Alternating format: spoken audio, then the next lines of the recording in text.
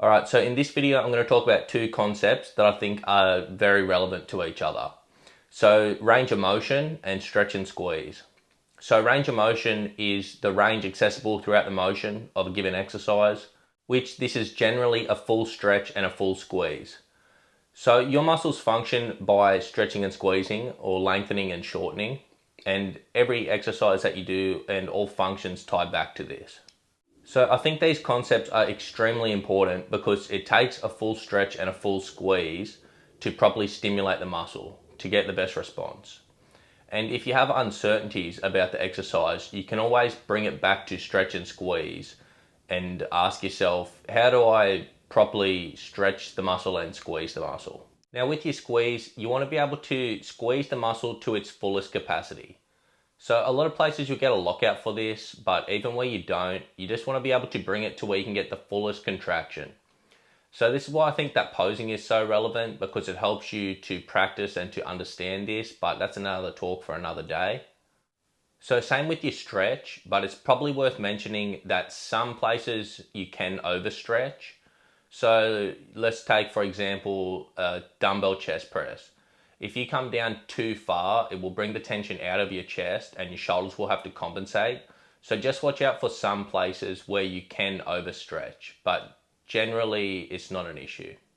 So there's muscle group anatomy reference material in the vault that I've made for you guys, or you can look that shit up on Google pretty easily. So I think it's important to have some level of understanding of the composition of the muscle group, the different smaller muscles that the muscle group consists of, because generally exercises target particular parts of the muscle group and not the entirety of it. So if you understand the objective of the exercise, which I'm going to do a separate video on this, and you understand what part of the muscle the exercise is meant to hit, and you have a basic understanding of the shape of that muscle, you can always fall back to stretch and squeeze to understand how to do the exercise best. So something else that's worth talking about is that often the best angle to stretch and the best angle to squeeze don't correspond.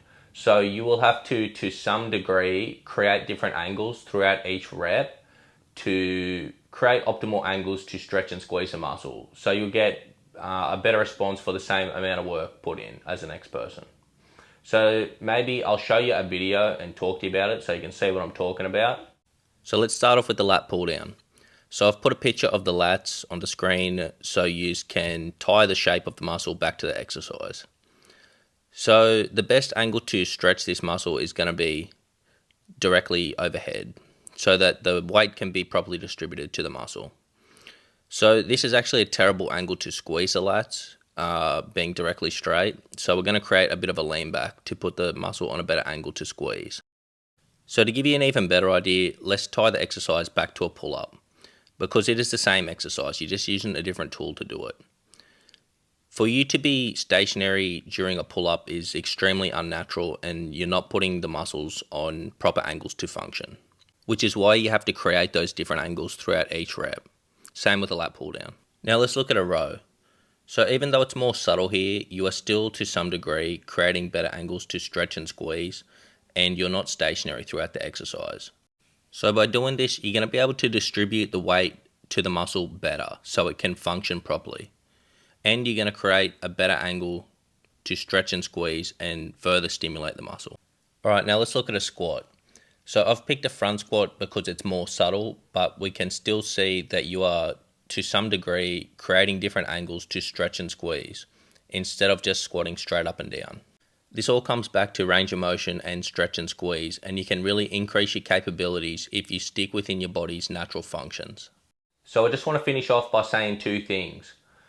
Cutting your range of motion short is pretty much never a worthwhile trade-off. Even if it affords you to help move more weight, you won't properly stimulate the muscle, and you won't get as good a response as you would if you were using proper range of motion. So never a good idea. And both of these concepts, range of motion and stretch and squeeze, are extremely helpful foundational concepts that you can always fall back to if you have uncertainties about an exercise, if you're doing it right, or if something needs to change. And the level of understanding from the shape of the muscle may sound complicated, but it's very basic stuff and you can easily look it up. And if you're doing online coaching with me, there's reference material for you in the vault. So something else that I forgot to mention is with the machines. Because they're made for everybody, people of all shapes and sizes, generally either the seat height or they'll have a range of motion pin, and it's easy to set them up incorrectly. So make sure that you have mindfulness of range of motion and stretching and squeezing the muscle when you set them up. Anyway, hope that helps. Catch you later.